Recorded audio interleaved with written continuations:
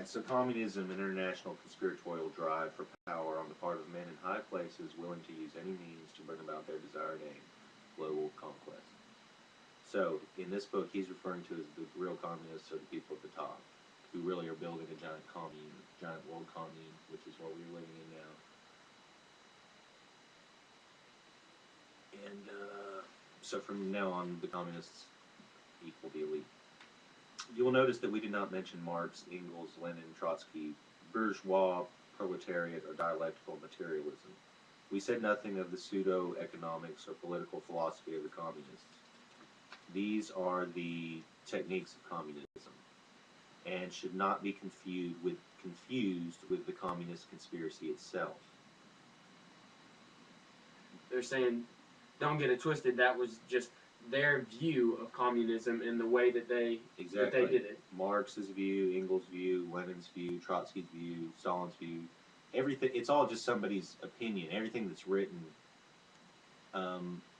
even though there is an actual communist manifesto, it's not the actual manifesto. The actual communist manifesto is simply this: convince the population that they're slaves, and we the government know what is equal and are allowed to impose that on them.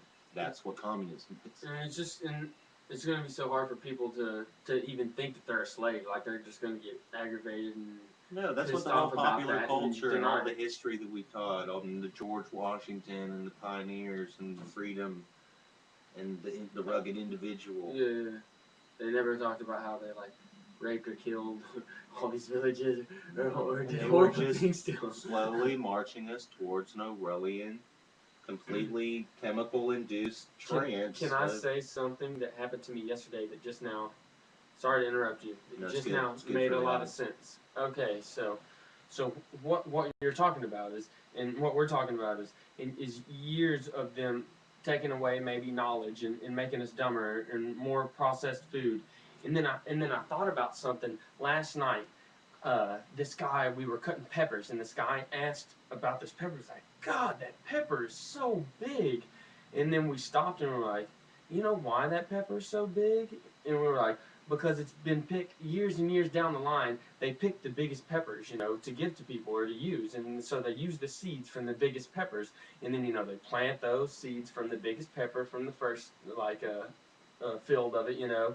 And then they go and pick the next biggest peppers, you know, just because it looks better, it fills you up, you know, like, why wouldn't you want the bigger? And then soon their species of pepper is going to be bigger. And so I don't know how that kind of relates, you know, a little bit, maybe not about us being bigger, maybe bigger in stupidity or something like that, you know, like, it's just years and years of us. That relates in a lot of ways, just how over years, yeah, you take away certain parts of knowledge, and then, yeah, I think that makes sense in the way, like, they've really got this kind of one part of our brain that just craves sugar, fat, and salt, and safety, and they've really ballooned that up to where it controls our whole consciousness. Mm-hmm. In the same way you're talking about the peppers, I think. Yeah, yeah. But, yeah, good connection. It's funny, people, even as a child, you know, some people are just raised to think that the natural food, the stuff that really is good tasting, is bad, you know. So like when I was a kid, just hating like vegetables, just because that's everyone else hates it in the TV shows, and little kids aren't supposed to like their vegetables. That's why they make like juicy fruit vitamins instead of eating a natural vegetable. Like, oh, I'm gonna eat this processed candy that has something in it that's similar to like some kind of good nutrients. Exactly, all good examples of how they are just completely enslaving us. But we got to get to the history of it and how it actually happened. Because it used to not be this way. I think. Can't really trust much in history these days. Okay.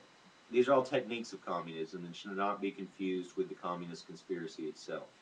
We did not call it an international conspiratorial drive for power. Unless we understand that the conspiratorial nature of communism, we don't understand it at all. We will be eternally fixated at the Gus Hall level of communism, and that's not where it's at, baby.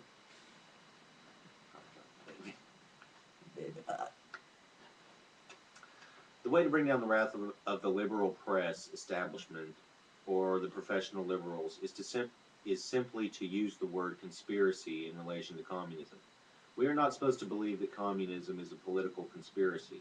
We can believe anything else we wish about it. We can believe that it is brutal, tyrannical, evil, or even that it intends to bury us. And we will win the plaudits of the vast majority of the American people.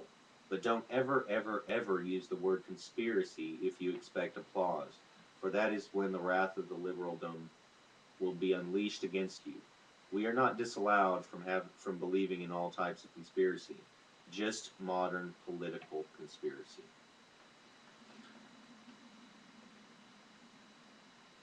We might just as well say terrorism when he says communism now, because it all means the same thing. Yeah. We know that down through the annals of history, small groups of men have existed who have conspired to bring the reins of power into their hands. History books are full of their schemes. Even Life magazine believes in conspiracies like the Cosa Nostra, where men conspire to make money through crime. You may recall that Life did a series of articles on the testimony of Joseph Vallecchi before the McClellan Committee several years ago. There are some aspects of those revelations which are worth noting. Most of us did not know the organization was called Cosa Nostra until Vallecchi, quote-unquote, sang. We all thought it was named the Mafia. That is how little we knew about this group, despite the fact that it was a century old and had been operating in many countries with a self-perpetuating clique of leaders. We didn't even know it by its proper name. It is not possible a political conspiracy might exist, waiting for a Joseph Vallecchi to testify. Is Dr. Carroll Quigley the Joseph Vallecchi of political conspiracies? We see that everybody, even Life magazine, believes in some sort of conspiracy. The question is, what is the more lethal form of conspiracy? Criminal or political? And what is the difference between a member of Cosa Nostra and a communist, or more properly, an insider conspirator? Men like Lucky Luciano, who have scratched and clawed to the top of the heap in organized crime, must of necessity be diabolically brilliant, cunning, and absolutely ruthless. But almost without exception, the men in the hierarchy of organized crime have no formal education. They were born into poverty and learned their trade in the back alleys of Naples, New York, or Chicago. He's talking about some big gang bust that happened, I guess, at that time. Yeah. And saying, well, you believe in that, why is it so impossible to believe that this goes on in politics? Yeah. Like, you'll talk about it all day in just crime, but in politics, it's unheard of. Now, suppose someone with the same immoral, grasping personality were born into a patrician family of great wealth and was educated at the best prep schools, then Harvard, Yale, or Princeton, followed by graduate work, possibly at Oxford. In these institutions, he would become totally familiar with history, economics, psychology, sociology, and political science. After having graduated from such illustrious establishments of higher learning, are we likely to find him on the streets peddling 50-cent tickets to a numbers game? Would you find him pushing marijuana to high schoolers or running a string of houses of prostitution? Would he be getting involved in gangland killings? Not at all. For with that sort of education, this person would realize that if one wants power, real power, the lessons of history say, get into government business. Become a politician and work for political power, or better yet, get some politicians to front for you. That is where the real power and the real money is. Conspiracy to seize the power of government is as old as government itself. We can study the conspiracy surrounding Alcibiades in Greece or Julius Caesar in ancient Rome, but we are not supposed to think that men today scheme to achieve political power. Every conspirator has two things in common with every other conspirator. He must be an accomplished liar and a far-seeing planner.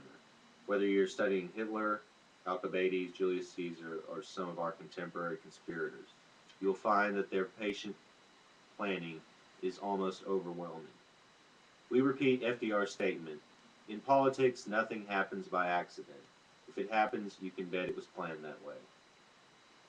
Exactly.